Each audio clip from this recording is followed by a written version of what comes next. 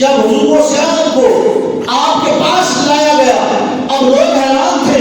کہ بار بار اس بچے کو نکالا جاتا ہے اور یہ واپس آ جاتا ہے، لوگ حیران تھے، لیکن حضرت محمد کا قیس رحمۃ اللہ تعالیٰ آپ نے فرمایا اس کو پکڑ کے میرے پاس لاؤ۔ جب پاس لایا گیا، ممبر سے نیچے اتر کے ان کو حضور سیادت کو اپنے سینے کے ساتھ لگایا اور لگا کے ماتھا چوم کے فرمایا کہ لوگوں کھڑا ہو کر اس ولی اللہ کا استقبال کرو، اس اللہ کے ولی کا کھڑے ہو کے استقبال کرو۔ اور میں نے 2 مرتبہ اس لیے اپنی مجلس سے باہر نکالا ہے تاکہ ہر بندے کی نگاہ اس کی طرف ہو جائے، توجہ اس کی طرف ہو جائے، اور تم صحیح طریقے سے اس کو پہچان لو کہ ایک وقت آئے گا کہ اس کا سورج چمک رہا ہوگا،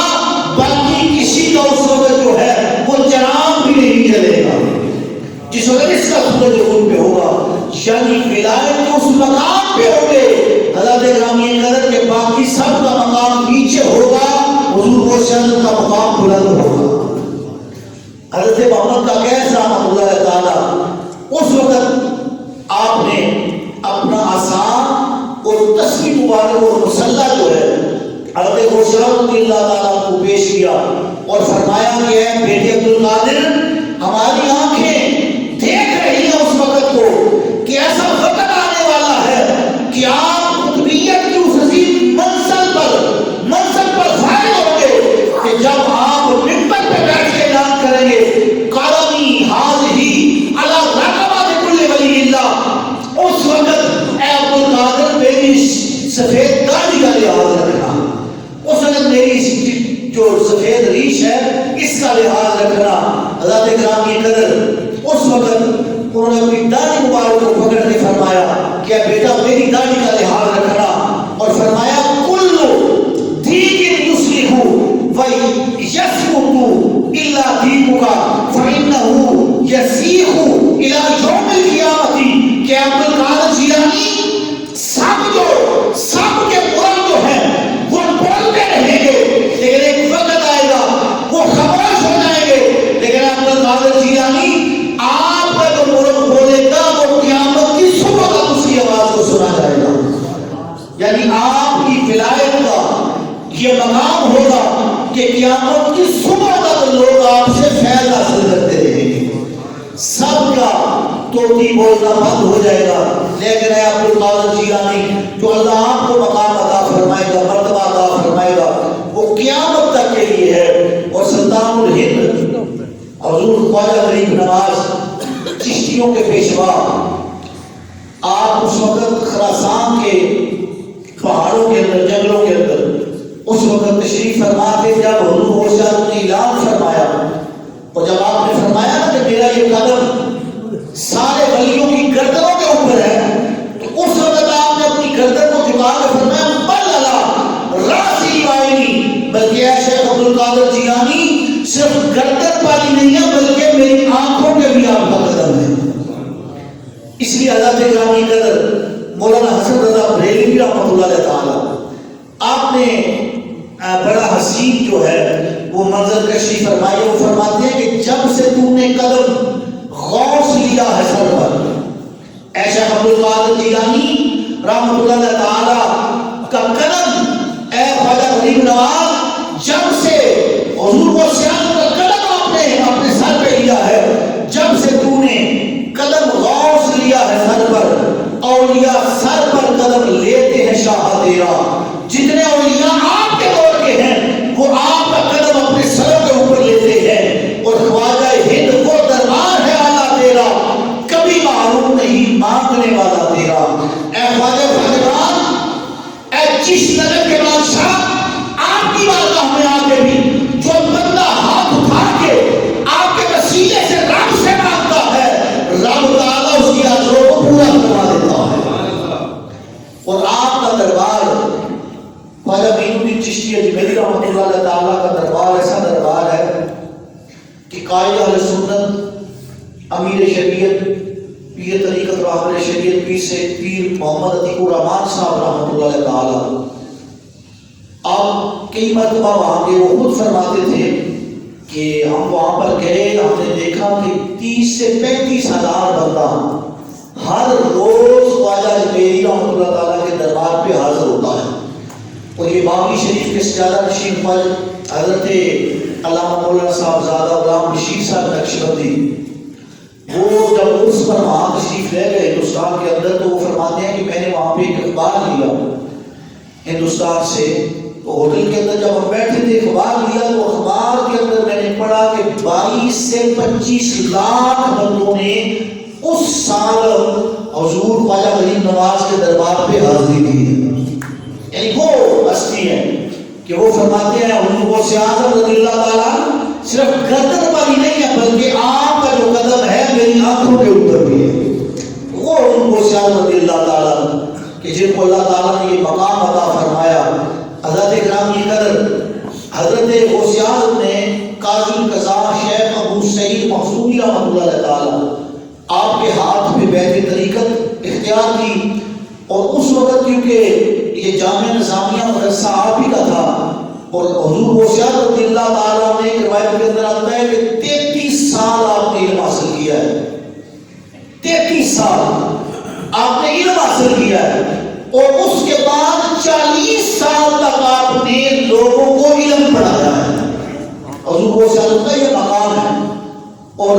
جب آپ کو جامعہ نظامیہ کے اندر صدر مدرس ٹھہرایا گیا، اس وقت حالت یہ تھی کہ لوگ بڑے بڑے دور سے طالب علم آنے لگے، اور صرف طلباء نہیں آتے تھے بلکہ اس دور کے بڑے بڑے اساتذہ جو تھے اپنے علم کے اندر جو ماہر تھے وہ وہاں پہ حاضر ہوتے تھے اور حضور غوث اعظم سے علم حاصل کرتے تھے. اور جب جامعہ نظامیہ کا وہ مدرسہ کم پڑا، اس وقت آپ نے لوگوں سے کہا پھر کچھ مکانوں کو خرید کر اس وقت جامعہ نظامیہ کے اندر جو ہے وہ شامل کیا گیا. ایک عظیم بلڈنگ بنی جو بعد کے اندر پھر جامعہ قادریہ کے نام سے، حضور غوث اعظم کے نام سے پھر وہ ادارہ جو ہے وہ مشہور ہوا. اور بعد میں جب آپ نے ایک مرتبہ خود فرماتے ہیں کہ میں نماز ظہر کے بعد کچھ وقت کے لیے دوپہر کے وقت جب میں ظہر سے پہلے کچھ دیر کے لیے میں سویا تو خواب میں نے دیکھا کہ آقا علیہ الصلوۃ والسلام کی زیارت ہوئی ہے. حضور نے دیدار عطا فرمایا اور فرمایا بیٹے، اب بیٹا حضور فرما رہے ہیں، فرمایا بیٹے عبد القادر واعظ کیا کرو، لوگوں کو نصیحت کیا کرو، واعظ کیا کرو. تو میں نے عرض کی کہ آقا علیہ الصلوۃ والسلام میں اجمی ہوں اور یہ بڑے بڑے فصحاء ہیں، عربی لوگ ہیں، ان کے سامنے میں کیسے زبان کو کھول سکتا ہوں؟ تو سرکار صلی اللہ علیہ وسلم نے فرمایا کہ اپنے منہ کو کھولو. میں نے منہ کھولا، 7 مرتبہ لعاب دہن آقا علیہ الصلوۃ والسلام نے آپ کے منہ میں ڈالا. اور پھر فرماتے ہیں کہ پھر میرے دادا جان مولا کائنات تشریف فرما ہوئے 6 مرتبہ اپنا لعاب میرے منہ میں ڈالا. میں نے عرض کی حضور یہ شیخ عبد الرزاق رحمۃ اللہ تعالیٰ نے اس روایت کو نقل کیا ہے. وہ فرماتے ہیں کہ جب حضور غوث اعظم نے عرض کی کہ اے میرے دادا جان، یعنی مولا کائنات حضور نے تو 7 مرتبہ ڈالا ہے، آپ نے 6 مرتبہ ڈالا ہے، آپ نے 7 مرتبہ کیوں نہیں ڈالا ہے؟ تو مولا کائنات نے فرمایا میں نے اس لیے 6 مرتبہ ڈالا ہے، میں رسول اللہ کی برابری نہیں کر سکتا ہوں، رسول اللہ کی برابری نہیں کر سکتا. اور ادب کی وجہ سے، احترام کی وجہ سے کہ آپ نے 7 مرتبہ روحان ڈالا ہے، میں نے 6 مرتبہ رسول کائنات کے ادب کی وجہ سے ڈالا ہے. اور پھر حضرت کرام یہ تو خود اندازہ لگائیں کہ جن کو علم رسول اللہ نے عطا کیا اور جن کو علم مولا کائنات نے عطا کیا، پھر ان کے علم کا اندازہ کیا ہوگا. اور پھر 33 سال تک ایک روایت میں آتا ہے بڑے بڑے اعلیٰ اساتذہ سے آپ نے پڑھا تھا، یہ اس کے علاوہ تھا. حضرت گرامی قدر جب آپ مسجد کے اوپر بیٹھتے تو آج کہ پیروں کی طرح نہیں جو نام نہاد پیر کہ صرف شیرنیاں اکٹھی کرنی اور مال اکٹھا کرنا تو صرف تویز داغا کرنا نہیں، بلکہ حضور غوث اعظم ایک روایت میں آتا ہے 14 علوم پڑھاتے تھے اور ایک روایت میں آتا ہے 13 علوم آپ پڑھایا کرتے تھے بیٹھ کے خود. اور زور تک آپ صرف نام حدیث، اصول حدیث، تفسیر، اصول تفسیر، فقہ، اصول فقہ اور صرف نام علم حقیقت، علم طریقت، یا یہ علوم پڑھانے کے بعد زور کی نماز پڑھا کے اس وقت آپ کو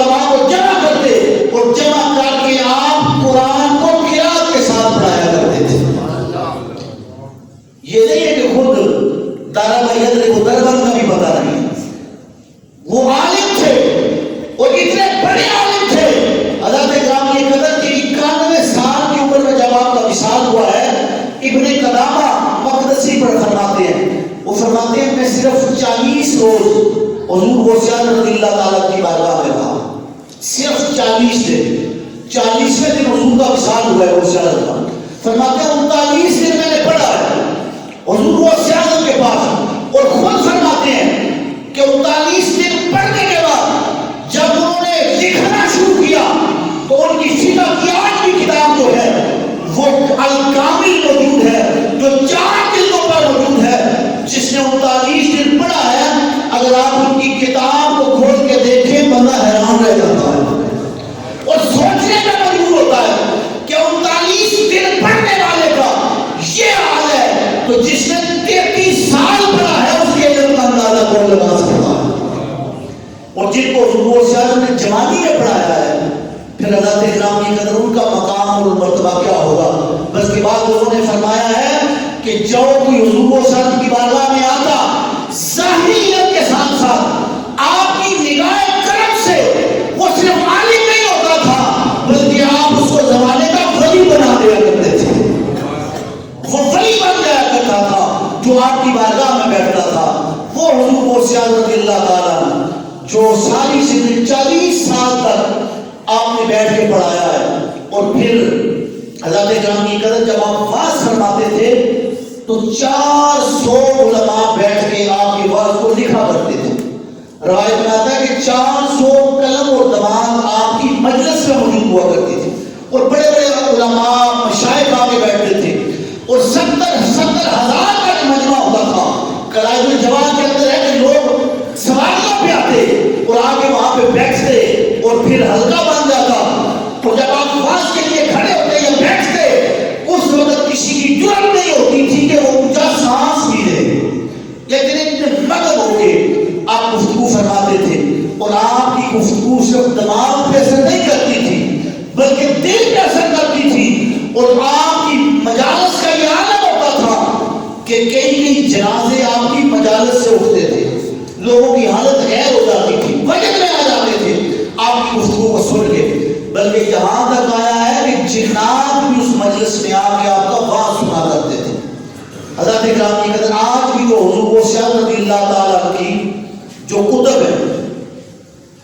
شیخ عبدالحق محمد دہلوی رحمۃ اللہ تعالیٰ نے یا دوسرے علماء نے، علامہ حضرت اسقلانی نے یا امام صاحبی نے جو آپ کے بارے میں لکھا ہے کہ جو فتح الغیب ہے یا اس طرح کی بنیاد الطالبین ہیں، جو لوگ پڑھتے ہیں ان کو پتہ ہے کہ ہر روز اگر بندہ اس کو پڑھے تو ایک نئی چیز اس کے سامنے آتی ہے. علم کے سمندر بہتے ہوئے نظر آتے ہیں لیکن وہ پڑھنے والا ہو تو حضور غوث اعظم رضی اللہ تعالیٰ کا یہ عالم ہے، پڑھاتے بھی ہیں بلکہ بعد میں لکھا ہے کہ آپ چاروں فقہ کے اندر مفتی تھے، حنبلی بھی، مالکی بھی، شافعی بھی اور حنفی بھی. یعنی اگر آپ کے پاس کوئی حنبلی آتا تو آپ اس کو اسی کے مطابق اس کے سوال کا جواب دیتے. اور کوئی رات ایسی نہ تھی کہ جس رات آپ کے پاس فتویٰ نہ آتا اور آپ کی آخری رائے کو حاصل کرنے کے جو علماء آپ کے پاس سوال نہ بھیجتے اور آپ کے پاس کوئی مالکی آتا، شافعی آتا، حنفی آتا تو اسی کے مطابق آپ اس کو فتویٰ دیا کرتے تھے. یہ نہیں ہے کہ ایک علم آتا، ایک فقہ کا علم تھا دوسری کا فقہ کا علم نہیں تھا، بلکہ آپ کو ملا علی قاری نے یہ فرمایا ہے. خود ملا علی قاری حنفی آپ فرماتے ہیں حضور غوث اعظم وہ ہیں جو حنفی فقہ حنفیہ کے ولی ہیں.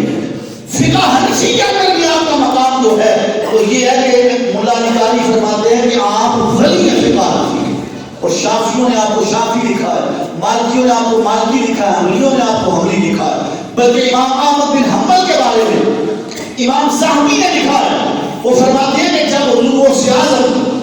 گئے امام احمد بن حنبل کی قبر مبارک کے اوپر، اس وقت روحانی طور پر آپ قبر سے باہر آ کے حضور غوث اعظم کو سینے سے لگا کے فرمایا کہ اے غوث اعظم ظاہری علم میں آپ کا بھی محتاج ہوں. امام احمد بن حنبل جن کے بارے میں آتا ہے 6 لاکھ حدیثیں آپ کو سند مطلب کیا تھی. آج سند اور مطلب کا پتہ ہی نہیں ہے کسی کو، بہت کم لوگ ہیں، لیکن وہ وہ فرماتے ہیں کہ اے غوث پاک ظاہری علم میں آپ کا محتاج ہوں. اتنا بڑا علم کے اندر آپ کا مقام اور مرتبہ تھا. کسی کا حضرت گرامی قدر کئی علماء وہ آپ کی بارگاہ میں آتے وہ حیران رہ جاتے، بلکہ آپ کے اساتذہ نے جب حدیث کی سند آپ کو دی ہے تو وہ فرمانے لگے کہ اے شیخ عبد القادر جیلانی حدیث کی سند تو ہم آپ کو دے رہے ہیں، لیکن جب حدیث ہم آپ کو پڑھاتے تھے اور آپ کے اس کے متعلق اور آپ اس کا ترجمہ کرتے تھے تو کئی اسرار جو ہے ہم پر اس وقت کھولتے تھے. سند تو ہم دے رہے ہیں لیکن جو معنی اور مطالب آپ بیان کرتے تھے یہ ہمیں بھی علم اس کا نہیں تھا. یہ آپ کے اساتذہ کا بیان ہے. وہ علم حضور کو سیادت اللہ تعالیٰ کے پاس تھا کہ اللہ تعالیٰ نے اس علم کی وجہ سے آپ کو شان اور مرتبہ عطا فرمایا. خدا فرماتے درست العلم حتی صرف قدرا. ابھی تو میں طالب علم تھا، طالب علم کی منازل کو طے کر رہا تھا کہ اللہ نے مجھے مقام قطبیت عطا فرما دیا تھا. دوران تعلیم جو ہے اور پھر شیخ دماغ رحمۃ اللہ تعالیٰ جو بہت بڑے فقیہ تھے، آپ کے بارے میں آتا ہے کہ ایک مرتبہ آپ نے رات کے وقت، بعض باتوں میں آیا کہ آپ جمعہ پڑھتے جا رہے تھے، بعض میں آیا کہ رات کے وقت ایک پل تھا لکڑی کا، اس پر سے گزرتے ہوئے حماد دواس نے آپ کو دھکا دیا آپ کے استاد تک. آپ پانی کے اندر گرے اور پانی کے اندر جب گرے سارا جبہ آپ نے جو پہنا ہوا تھا ظاہر سردی کی رات تھی وہ گیلا ہو گیا، لیکن آپ نے ہاتھ بلند کیا ہوا تو آپ نے شاگردوں کو حضرت حماد دواس نے بھیجا اور فرمایا کہ جاؤ دیکھو کہ عبد القادر کر کیا رہا ہے. نوجوان آئے طالب علم جو آپ کے ساتھی تھے وہ دیکھ کے ہنسنے لگے، مسکرانے لگے کہ ابھی تک پانی میں کھڑا ہے، ہاتھ